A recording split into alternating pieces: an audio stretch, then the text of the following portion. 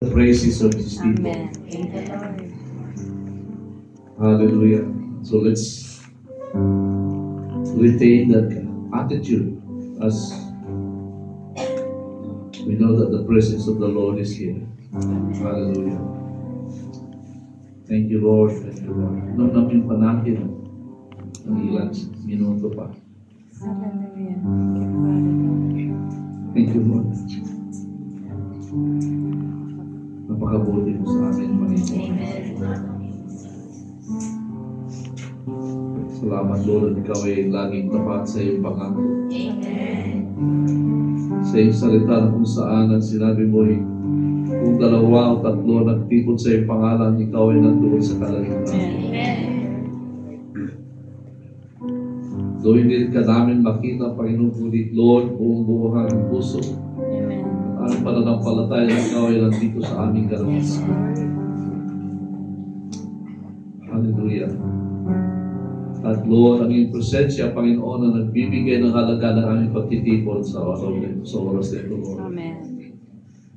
Kaya Lord, sa aking mong muli pagkaaral ng salita, nawa, ay samahan mo muli kami, Panginoon. At tulungan mo kami na lalo pang lumalim ang aming pangunawa. At sa pamamagitan ng iyong salita na magkatotohanan ay mahipo ng banal na Espiritu ang aming mga puso. At ito ay magiging sanhi ng aming pagbabago. Lord, sapagkat yun ang iyong kagustuhan at ang iyong plano at patuloy na tinatrabaho sa bawat isa sa amin. Na kami, Panginoon, ay mahubog mo ayon sa iyong anyo. Amen. Thank you, Lord. Ang iyong pagmamahal kahit kailan hindi kumukupas. Amen. Hindi nakasalalay ang iyong pagmamahal sa aming pong Lord, sa aming pong buhay, sa aming pong mga nagagawa. Kundi, Lord, ikaw ay tapat sa iyong pangako. Amen. Hallelujah. Kung kaya, Lord, hindi kami magsasawang tutungo sa iyong harapan kung kami nagkakamali, Amen. nagkakasala, Yes, God. at ihingi ng tawad sa iyo sapagkat, Lord, ikaw ay tapat sa iyong pangako, ikaw ay handang-handang magpatawad sa amin, Panginoon. Kung kami lalapit sa iyo na may mapagpakumbabang puso at spirito at tunay na nagsisisi sa aming mga kasalanan. Kaya sa oras po ito, Panginoon, allow us to kneel down before you in our spirit and ask for forgiveness, Lord. Sa lahat po ng aming kakulangan, alam po man na po namin man ito ay hindi, aware kami o hindi, Panginoon. We pray and ask the Lord to forgive us. At kaya po, Lord, na makapag-usap ang iyong salita sa amin.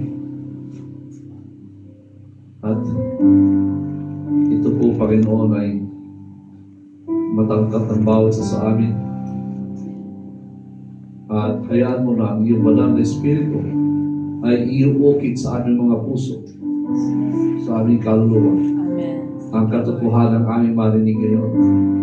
At makita, maranasan, bayhayan ang katotohanan ito sa aming araw-araw na pamumuhay. Amen. Lord Jesus, we just give you praise, Lord. Thank you, Father. In Jesus' name. Amen. Supposed to be po si Pastor Paulo ngayon. But we forgot to inform him. Hindi ko agad siya, nasa daan siya. Anyway, praise God. Amen. Ang salita ng Diyos ay hindi pwedeng pigilan. Amen. Amen. Hallelujah. So, praise God. At kanina, I just asking the Lord kung ano yung maganda para sa atin sa araw nito.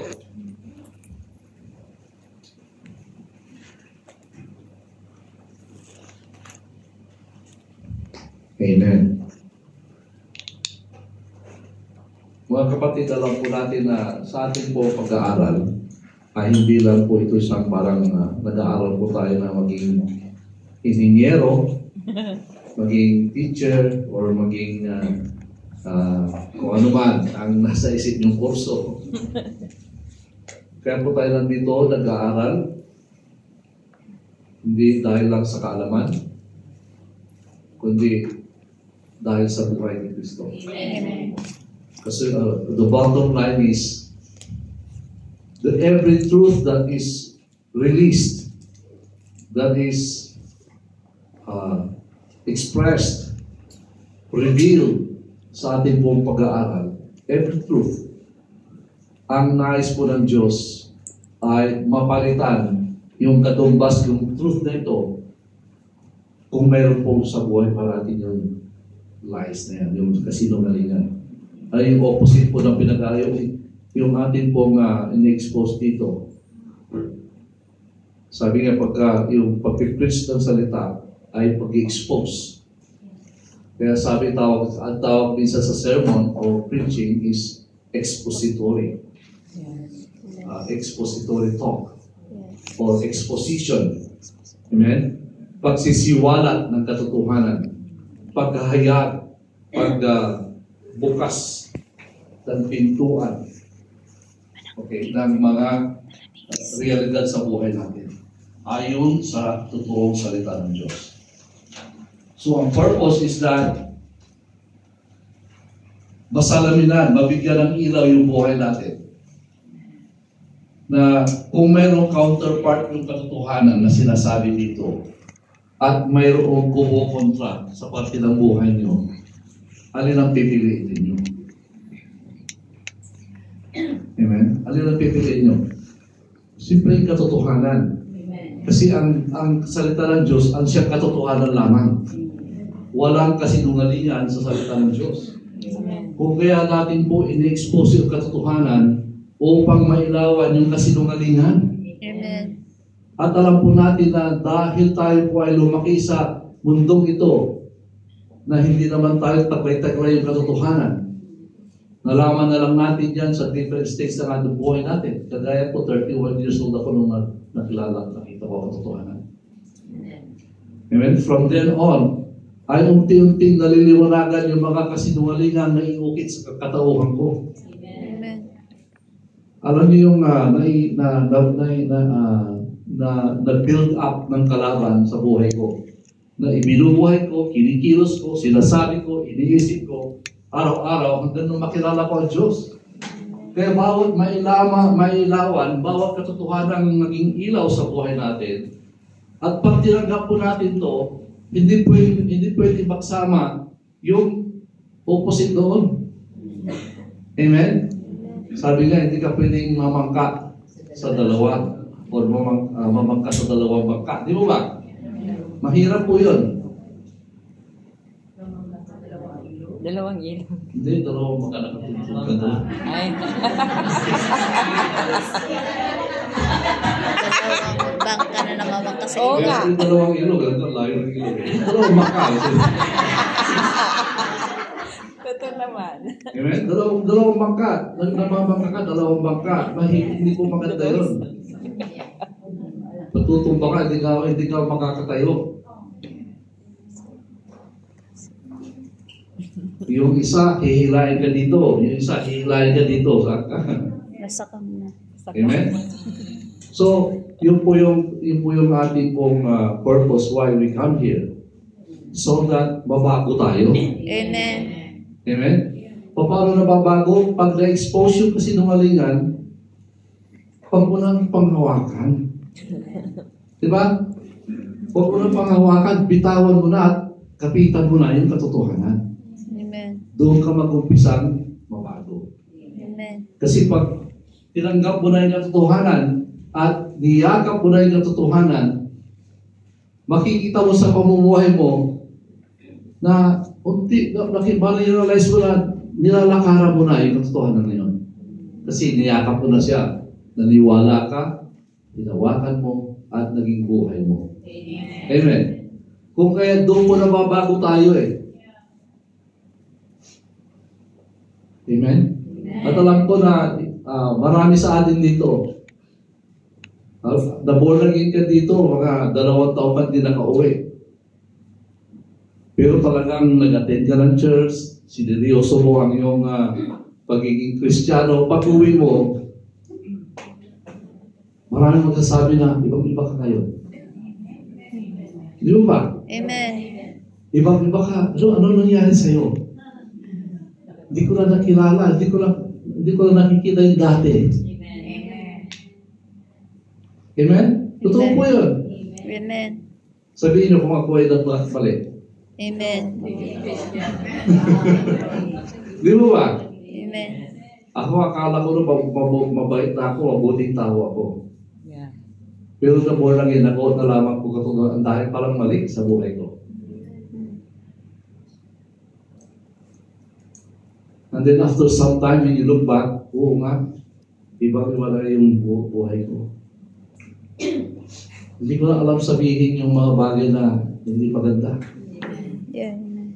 Pero sabihin, hindi yung ayaw mo kundi hindi na parte ng buhay mo yun eh.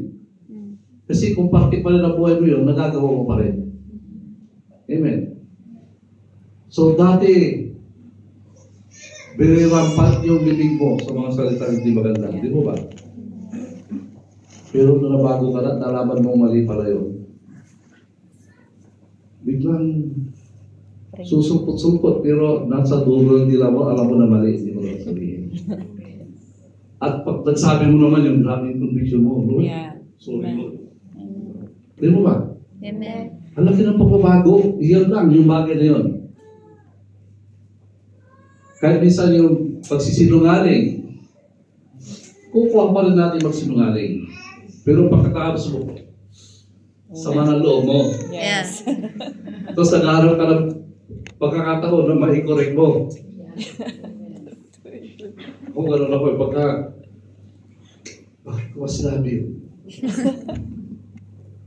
Kasi nga, yung alam niyo, hindi dahil sa intention mo, kundi minsan ayaw mong mapahiya.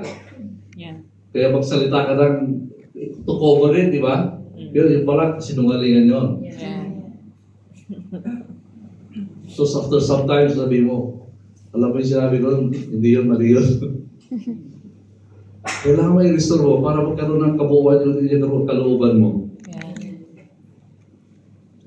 Alam niyo kasi pagka ikaw ay mayroong conviction na alam mo may mali ka, ang iyong pananampalataya ay nagkakaroon ng mali na bukas. Yeah.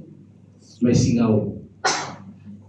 Kaya minsan hindi mo i-apply yung pananampalataya mo sa mga bagay na dapat mo mag-applyan. Yeah. Kasi alam mo mayroon ka problema. Amen. Amen. Amen. So first, gawin natin sa Panginoon, ayusin natin sa Panginoon. So, let me be clear. We come here to nag-aaral tayo para yun po, ang purpose is para mabago tayo. Amen. Amen. Hindi yung paramihan ng alam. Yeah. Yeah. Alam niyo, may mga na-meet ko na tao, grabe, mas marami ang alam na Bible verse sa akin. Pero hindi siya Christian. Scholar siya. Oh. Bible scholar. Totoo, marami siyang alam. Pero, kung hindi ka Kristiyano, alam mo lang ang Bible, empty yung buhay mo. Kasi yung alam mo, hindi mo na may apply sa buhay mo. Amen. Amen. At kung i-apply mo man, dahil alam mo ng iba na ikaw ay nag-aaral ng Biblia,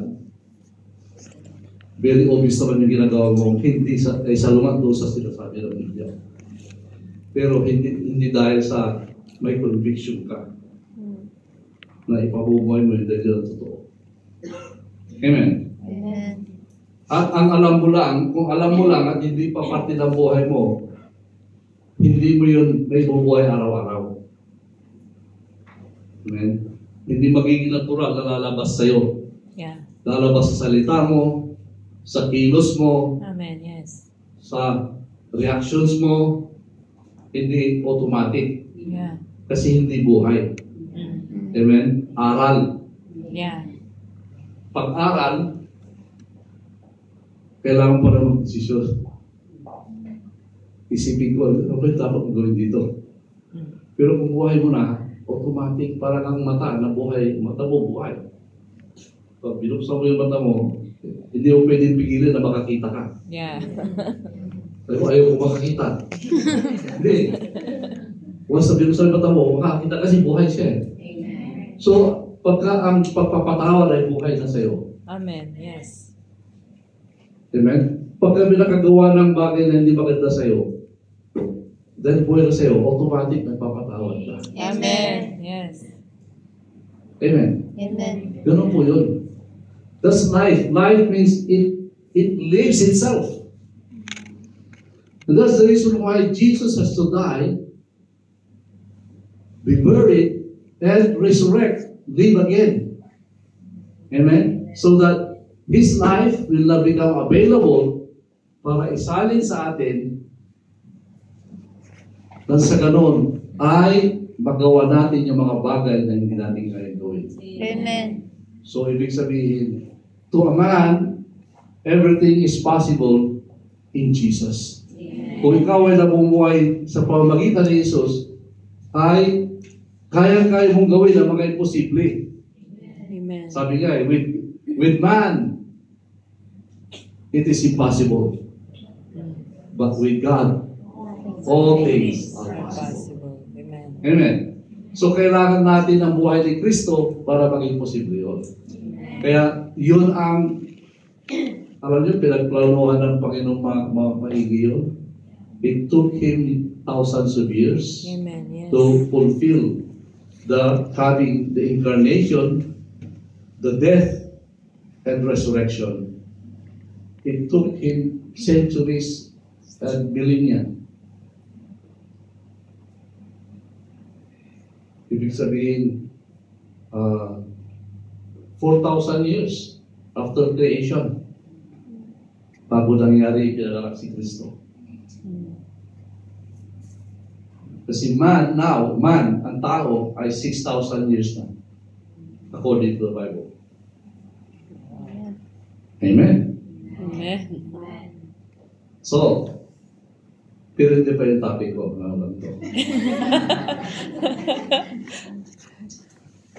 Ang topic ko ay, what would I say? Amen. What would I say? What would I say? Let's turn our Bibles on.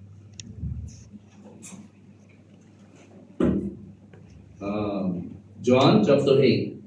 It's about the What I say? a Atortor. woman caught in adultery. Asin the Lord. John. John 8.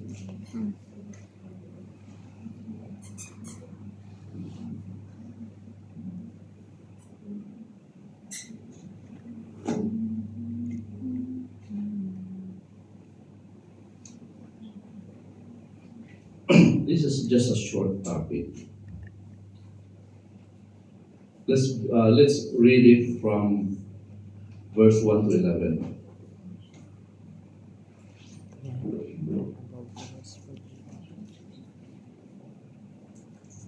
But Jesus went to Mount of Olives. Now, early in the morning, he came again into the temple, and all the people came to him, and he sat down and taught them. Then the scribes and Pharisees brought to him a woman caught in adultery. And when they had set her in the midst, they said to him, Teacher, this woman was caught in adultery, in the very act. Now Moses in the law commanded us that such should be stoned. But what do you say? Magdalena ka agad. Because yung pong sinabi na to, gusto talaga nila pulihin si Lord. Kung ano yung gagawin niya, ano sabihin niya, anong i-action niya. So, but what do you say? They said, testing him, that they might have something of which to accuse him. But Jesus stooped down and wrote on the ground with his finger, as though he did not hear. So when they continued asking him, he raised himself up and said to them, "He who is without sin among you, let him throw a stone at her first." And again he stooped down and wrote on the ground.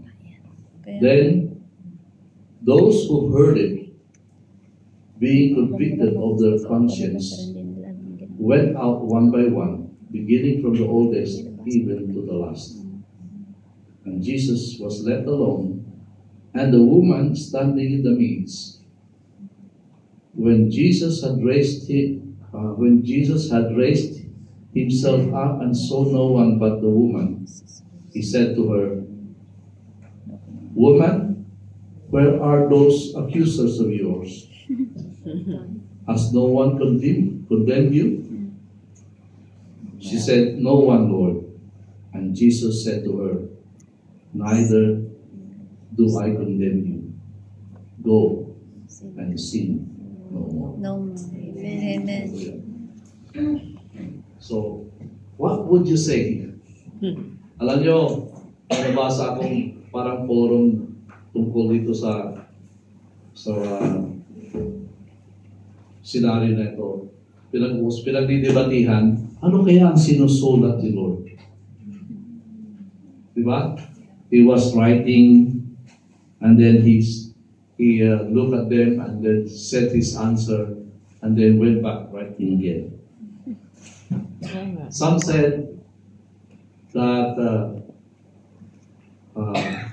para bang you are living according to the written law.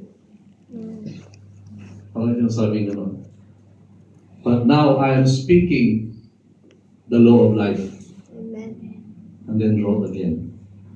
So, but anyway, ganito yun eh. Yung mga mga Pariseo, mga scribes, yung mga officials, leaders sa synagogue, nung nakita nila, imbis na gawin na nila, pero dinala pa kay Jesus. Kasi, di ba, they have their laws. And then they don't need Jesus. Ano ba si Jesus? At that time, ano bang role ni Jesus? Sa synagogue, sa kwan? Wala eh, di ba? He's not an official character in the synagogues. But they brought the woman before him. Yeah. So para bang importante yung sasabihin niya? Ano kaya ang sasabihin niya? Dito masasabi ko dito, it's about blessing and cursing. Yeah. Amen. I want to share this. Blessing and cursing. Ano po yung sabihin? Si Lord Jesus, hindi niya nakita yung kasalanan ng babae. Ang nakita niya, yung babae, kung ano yung future niya. Amen. Na pwede siyang gamitin ng Diyos. Amen? Amen. Ito yung napag-aralan na-share ko kahapon. The letter kills, but the Spirit gives life. Amen. Kasi kahapon ang pinag-usapan namin, nung hinand over ng Diyos yung tablet kay Moses, at pagbaba ni Moses ay nakita niya na nagsasaya sila, nagpipiesta, at sumasamba sa isang imahin na ginawa nila. Di ba? Yeah. At alam niyo ba na after that scenario, ay ang dahil po namatay? 3,000, sabi niya. 3,000. Si Lord naman, ay si Peter, after the Pentecost, during the Pentecost pala, the first thing that they did was to preach, right? Yeah. And then 10,000 people were saved. Yeah.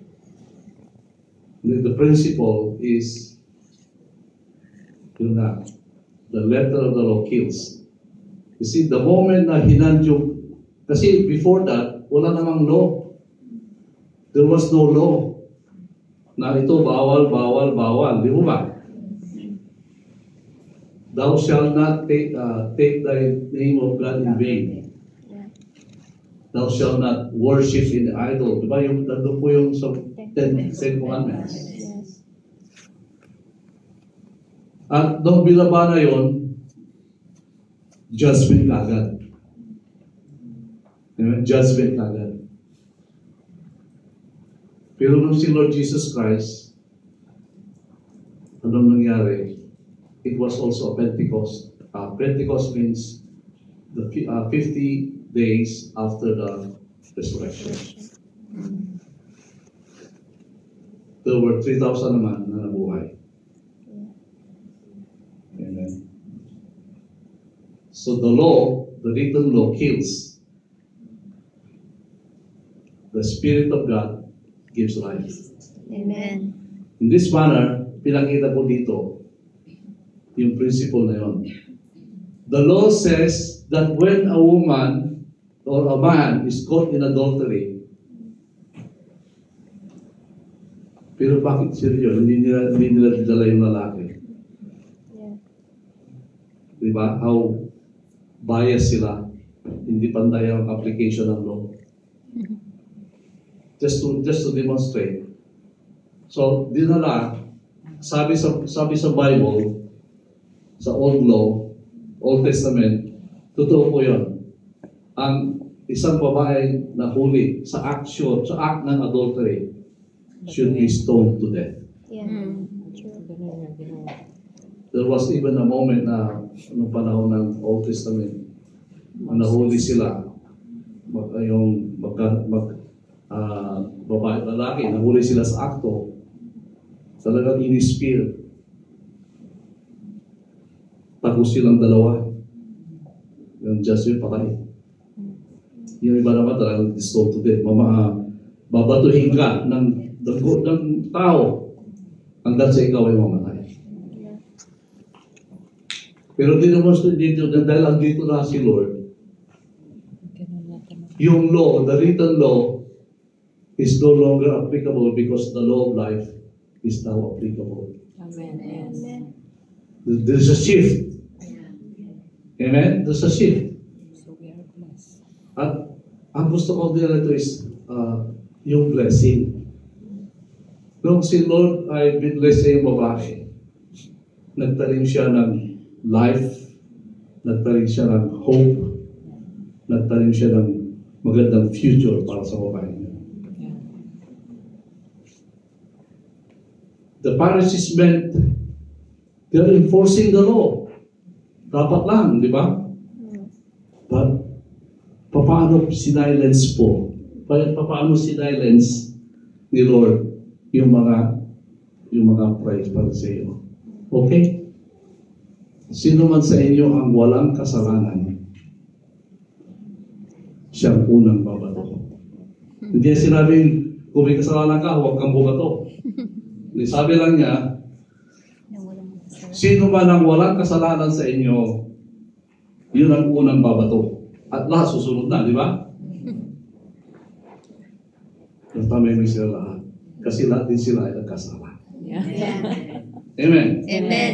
Ibig sabihin, if they wanted to judge this person because she sinned, then paano ba kinukumpara yung kasalanan? Yeah. Sin is a sin. Alam nila na lahat sila nagkasala. Amen. And anong pinamalas ni Lord dito? The blessing of life. Amen. Jesus spoke life. Amen. Sabi ni Lord doon sa conversation sa babae, Woman, where are your accusers now? Yeah. Sabi niya, none. Neither do I condemn you. Go and sin no more. Wow. Ibig sabihin, pinatawad na siya. Amen. Ibig sabihin, nilinis na ang kanyang kasalanan. Kasi nga, sin no more na eh.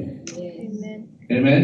Amen. So, what I'm saying here is, sa ating pong araw-araw na pamumuhay, ay kailangan po nating i-practice din po sa ating buhay yung pagbitaw ng mga salita. Hindi porke nagkasala isang tao ay libre-libre ka na magsalita ng hindi tama. Kasalanan naman niya eh. Hello? Amen. Sino sa atin lang hindi guilty?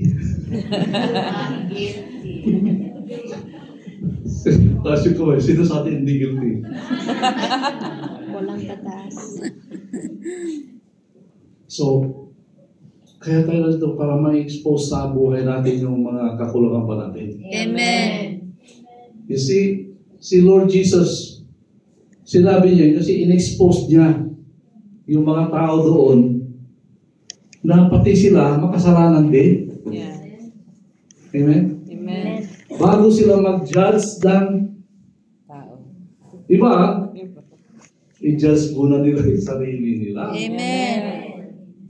Ito yun. Amen? Amen. Parang, sige nga, okay, sige. Sino sa inyo walang kasalanan? Okay, libre, patuloy nyo. Unang bumato yung walang kasalanan. Sabi doon, unang umalis, nagpadali siguro yung mga matatanda. Kasi sa dami na kasalanan nagawa nila. Kasi ito, makakita sila na, ikaw dyan, di ba? Kaysa may turo pa sila, umalis na sila. Hanggang sa mga bata, sila din, may alam nila, may kasalanan sila. Amen. Amen. So, walang naiwan na condemn. Sabi ni Lord, wala nang condemn sa'yo. Neither do I condemn you. Amen. Amen. So, God is not condemning anyone who are sinful. Because they need salvation. Amen. Amen? So, how are we to react Yeah. sa kapwa natin? Yun ang gusto kong tingnan ngayon. Gusto kong... Kasi doon po tayo mababago hanggat hindi ma-expose sa buhay natin. Hindi tayo mababago. Amen. Amen? Hanggat hindi mo alam. Minsan, although alam mo, but hanggat hindi mailawan, talaga niya mailawan, kasi pag nasa loob, nasa nakatago, hindi pa masyado nakaka-convict, di ba? Yeah. Pero pag in-expose na, Lord. So what I'm saying here is, dapat sa buhay natin, na araw-araw, ay nai-practice natin yung ang lumalabas sa ating mga bibig ay life. Amen. Amen. Kagaya ni Lord Jesus for life. Mm-hmm. Amen?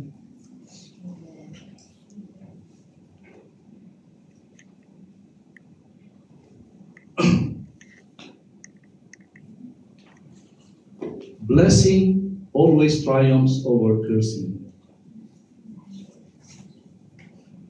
Jesus forgave the woman. Amen. He forgave the woman. And just like that, she was released from her sin. What an obvious contrast between Jesus and the Pharisees. Each sowed something. Sowed yung tanim, pagpunla. Different into the adulterous heart.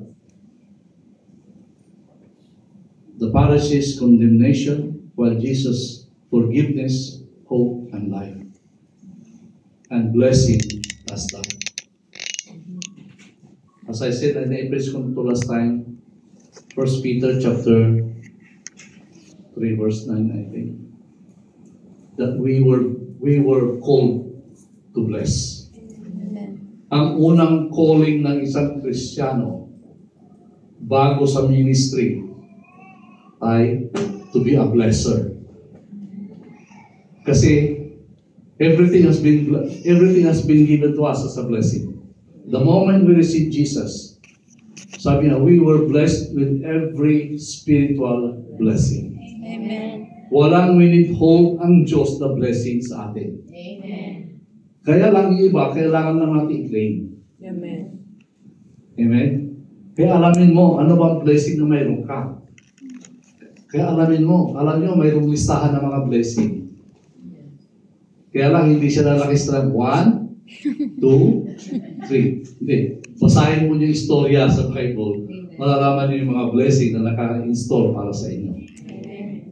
Kasi, ganun po si Lord eh. Kailangan, pag-aralan mo, hindi lang mo malalaman yung blessing na ibinigay sa iyo, kundi lalo mong makikilala ng mas malalim ang Diyos. Amen. Amen. Yun ang talagang totoong blessing. Kasi the once you have known God Himself, Jesus Himself, then lahat po ng blessing ay malilitaw na lang. Habang binubuhay mo, ang natututunan mo ay hindi mo namamalayan, ang blessing ay andyan na pala. Hindi mo na-realize na dating ang blessing. Kasi ang alam ng taong blessing ay yung mga yung mga obvious. Pero natutulog ka, nagbabasa ka, nanonood ka, nakasakay ka ng train or bus, nagbibiyahe ka, nag-i-enjoy ka sa isang party, or nasa isang fiesta ka ng or occasion sa iyong family. Anything that you do, aware ka lang is yung at the moment kung ano yung ginagawa mo. Pero hindi mo alam na ang blessing ay dating na dating sa iyo. Amen. I'm telling you. Because habang hindi po natin tinutuon yung mata natin kay Lord, hindi na po natin ma-realize yung mga maliliit na or mga blessing na akala natin parang minutest detail lang yun sa blessing ng Diyos. Pero actually, they contribute to your safety. Amen. They contribute to your upholding your life. Sustento ng buhay natin, hindi lang material, hindi lang financial, pero lahat sa kabuuan ng buhay po natin. Ma-realize mo lang yung blessing na yan kapag ka dadaling ka ng Panginoon sa mismong momento na yun. But what I'm saying here is, every day you receive blessings. Amen. Because God already released the blessing. Amen. Sabi nga, the blessings of Allah has been shed abroad. Kinalat na, binuhos na. Amen? Nag-aantay na lang ng panahon sa iyo kung kailangan mo. Amen? Amen. Kasi ma-realize mo na yun. So, ang ano ko kasi is, minsan determined tayo sa isang blessing na kung hindi dumating yun, parang hindi ka blessed. Yeah. Huwag pong ganun attitude. Di ba? True. Yung nakapokus ka lang sa isang blessing na alam mo na yung pagka dumating, blessed ka. Hindi pa dumarating, blessed ka na. Amen. Kaya nga, sabi sa Bible, kailangan tayong laging magpuri sa Diyos. Amen. Magpasalamat sa Diyos. Yes. Kasi, hindi po tayo sabi nga, hindi susobra yung blessing, hindi susobra yung ating pagpupuri. Ang pasasalamat, hindi po susobra. Yeah. Those are the things that we cannot overdo. Yes. Amen. Amen? Hindi natin ma-overdo yung magpasalamat sa Diyos. You know why? By faith, you know that you are blessed. Amen. By faith, you know that you are being sustained by God. Amen. So, hindi mo nalalaman yun kung paano, but just give thanks. Amen. Kaya nga sabi nyo, give thanks ka lang. Sabi ni Paul. He knows that. Bakit sinabing, give thanks always, Yeah. rejoice always, and again I say rejoice. Amen.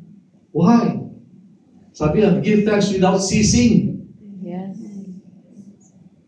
Hindi sisig, ha? Sisig.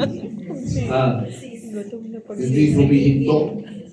Hindi humihinto ang pagpapasalamat.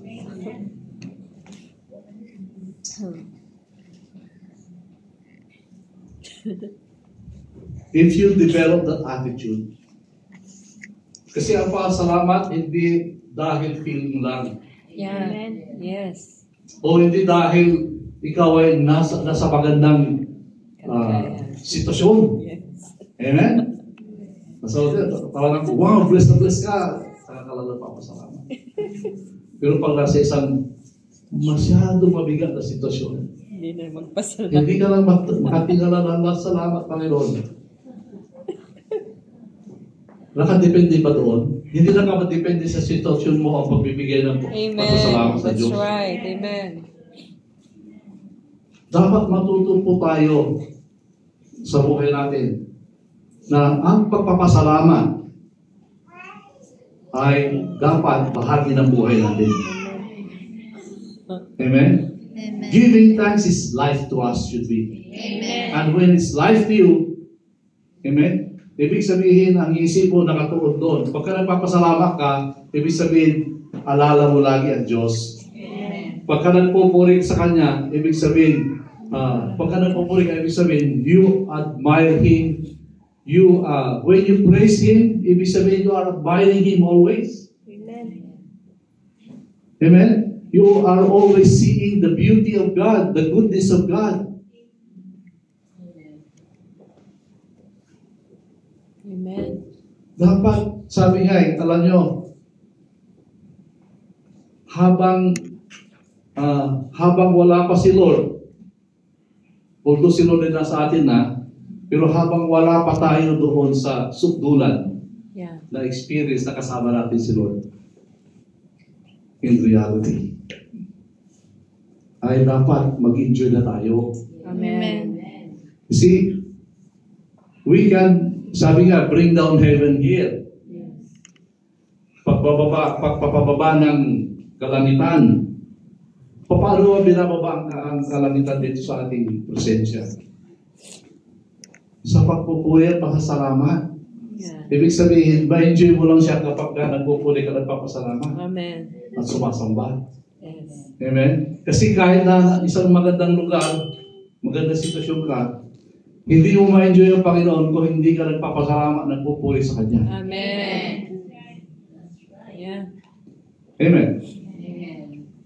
Thank you, Lord. Ibig sabihin, ano ba na dumating sa iyo, ay inaalay mo lagi kay Lord. Amen. Nagtitiwala ka na hindi ka pababayaan doon. Amen. Nagtitiwala ka na kayang-kaya kang iyakon doon. Amen. Nagtitiwala ka na may kasagutan sa lahat ng problema mo. Amen. Hindi pa dumarating, hindi pa naranasan, pero nagpapasalamat ka lang kasi alam mo, kilala mo ang Diyos mo. Amen. Amen?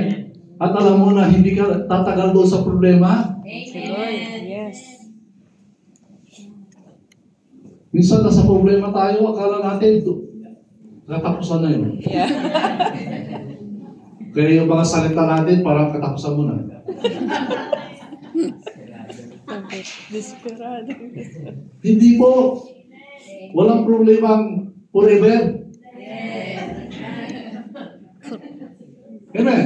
Amen. Kaya tayo nagpapasalamat.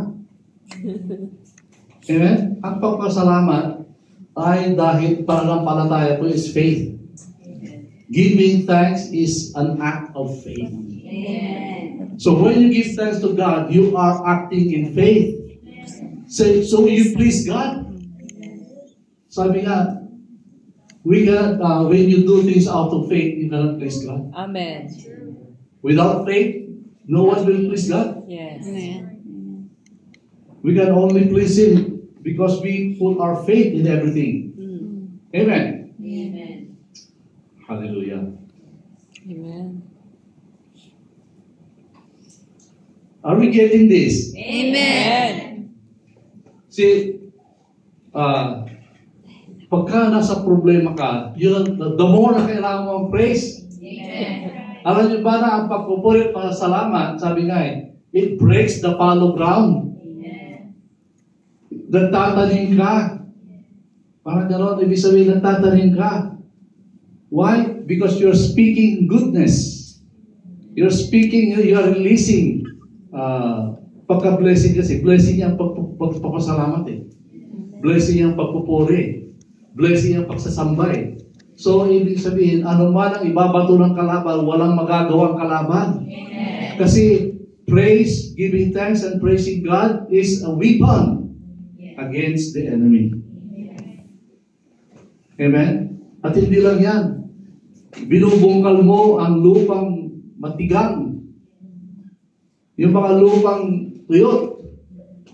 So, when you give praise, in due time, yung lupa na yun ay magiging mataba. Amen. At marami pong sisibol na halaman ang magbubunga. Amen. You may not reap it today, but you will reap it later. Amen. But sometimes, it's a miracle that you reap almost instantly. Amen. Amen. So mga kapatid, yun po yung dapat buhay natin. Unang-una, huwag tayong mapaghusga. Amen. Di ba yung the woman?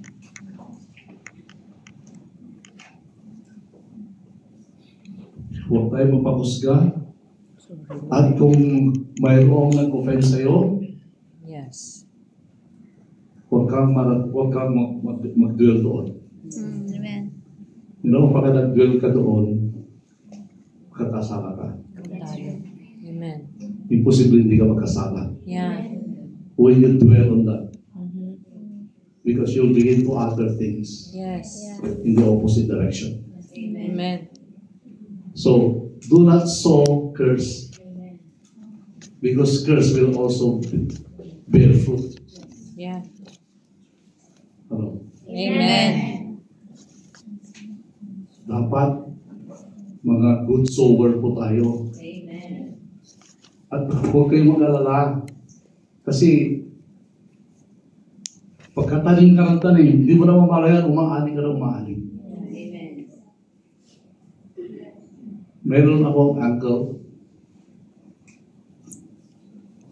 Basta may makita mo to o may makita mo sa kahit saan lugar na makita, halaman to lang pala. Tinatanim. Doon sa bahay nila, kalat-kalat yung tanim. Doon sa bugal yun, sa bahay naman. Dito may santo, doon may avocado, doon may... Wow. Yung walang Space. simiti kung saan tinanim. Oh. Pero ang laking pakinabang nila. Namunga na. Oo. Ganun siya. Talagang mas nakikita yung mga mahilig sa magtanim. So, alam niyo ba na maaga siya nawala yung uncle ko. Hanggang ngayon, doon sa ibang mga tinanim niya ngayon, nagbubunga pa rin. Amen. So, what I'm saying here is just sow goodness. Hindi lang yung action, pati yung salita. Amen? Words. Let us bless. Amen. Because we are born blessers. Nasa atin pong, the seed of blessing we carry inside of us is a DNA that cannot be corrupted. Amen. Amen? There is no iniquity in the seed. When blessing is sown into the heart of another, it causes the tree of life to take root and begin to crowd out the generational roots of cursing. Yeah. Hallelujah. Ano pong ibig sabihin dito? Yung pong the tree, alam niyo yung tree of life, dalawang tree, di ba? The tree of the knowledge of good and evil, and the tree of life. Yes. Amen. At sabi po doon, kailangan doon nakakain sa tree of life. Yeah. Pero the moment na doon kumain sila Adam and Eve sa tree of the knowledge of good and evil, Yeah. doon nagkasala na sila. Yeah. Curse ang dumating sa kanila. In the same manner, yung tree of life is by faith. Amen. Yung tree of the knowledge of good and evil is yung hindi out of faith kung ano yung gusto mo. Gusto mo siya. Masarap eh. Di ba yun ang nila eh? Pleasing ng sight, saka masarap. It's about knowledge. It is not our faith. Faith kasi kung sinunod nila ang faith nila, hindi sila kumain doon. Dahil sinabi ni Lord, huwag kayo kakain doon. Pero dahil sinunod nila yung gusto nila, naging curse. In the same manner, di ba hindi natural sa pag may gumawa ng hindi maganda sa'yo, i-bless mo? Yeah. Amen. Because you're doing it by faith. Amen. Kung binless mo ang gumawa ng hindi maganda sa'yo, you're doing it by faith. Amen. Pero kung dahil ginalit ka, ginawa ng hindi maganda sa'yo, ang dahil mong nirelease, the tree of the knowledge of good and evil, it's cursed. Di ba ba? Amen. So when somebody hurt you, bless. Amen. That's tree of life. Believing in what God can do. Amen. Kasi dinisip sila ng kalaban. Bakit ayaw kayong pakainin sa punong kahoy na ito? Kasi magiging katulad na kayo. Magiging katulad nyo na siya. Di ba sabi ng Diablo, ay hindi alam din nga Adam and Eve na sila ay created in the image na. So nung create siya, imahin na sila ng Diyos. Amen. Kaya lang nung kumain sila doon, sinira nila yung imahin. Yeah. Amen. See how it is?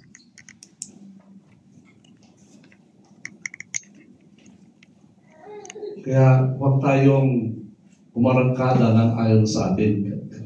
Ayon sa ating kalakasan. Ayon sa ating kaalaman. Ayon sa ating kayabangan. Amen. Amen. Amen. Amen. Kumilos tayo ayon sa pananampalataya sa katotohanan ng salita ng Diyos. Amen. Amen. And I tell you, you will always reap a good thing in the Lord. Amen. Praise the Lord. Amen. Did we get it? Amen. I believe, this is yung ako, marami akong dalang topic, but ito yung impress sa akin ng Panginoon. I believe it's a refresher sa atin. Ngayon mo lang ngayon. Basta nagsasabit ng salita Amen. gusto mong i-release yung feeling mo na kasi hindi ko nasabi ito. Galit ako. Galit ako. Pero hindi mo namamalayan na pag sinabi mo yung blessing, mas ma-release ka doon. Amen? Mas ma-release ka. When somebody did something wrong to you, patawarin mo na kaagad at sabihin mo, Lord, feeling ko na, hirap ko pa pero Lord, dahil sinabi mo, pinapatawad ko. Amen. Yes. At dagdagan mo na rin, Lord, bless mo na rin siya. Thank you, Lord. The moment na ginawa mo yun, release ka talaga. Amen. Maramdam mo na parang wala yung galit mo. Ang napakahanda yun, di ba? Pag nakita mo susunod yung gumawa ng hindi, wala ka ng galit sa kanya. Wala ka ng sama ng loob. Amen. Ngayon, kung ginawa sa iyo, siya may problema kay Lord. Yeah. Hindi siya humingi ng tawad. Di ba? Amen. It's between you and God. When you forgive, it's not because of the person.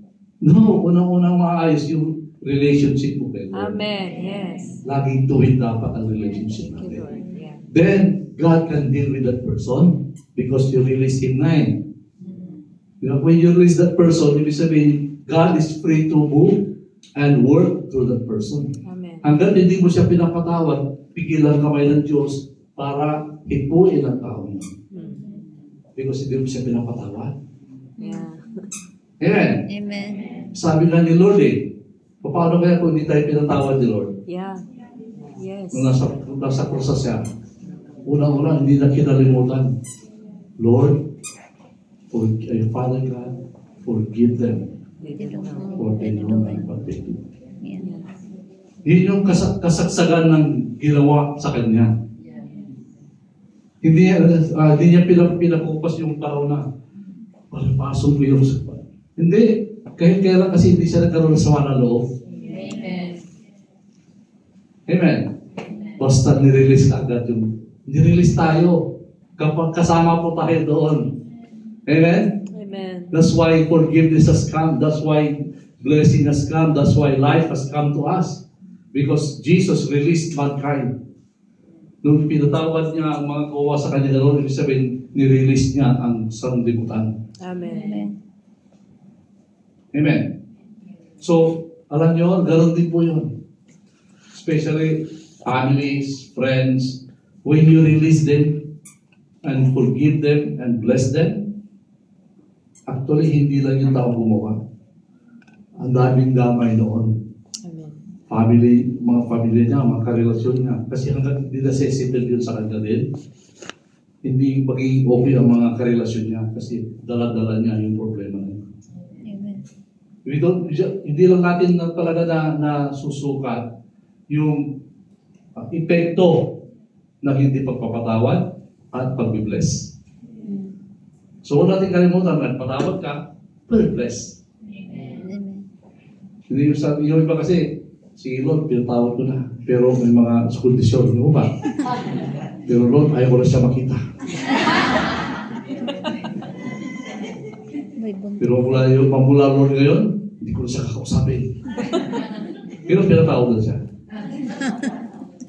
Totoo kaya yun? Hindi. Hindi yun. Amen. Amen. Thank you, Lord. So, praise God. Are you blessed? Amen. Let's pray. Ama, napakabuti mo sa bawat isa sa amin. Salamat sa iyong salita. At nawa, Panginoon, hayaan mo na magsilbing kapahayagan ito sa aming buhay at kung ano man ang kailangan po namin baguhin sa aming buhay. Tulungan mo kami Amen. na amin po mapagtagumpayan ang mga bagay sa aming buhay na pumipigil para kami ay makapamuhay ng ayon sa iyong gusto mo, Panginoon. In Jesus' name. Amen. Amen.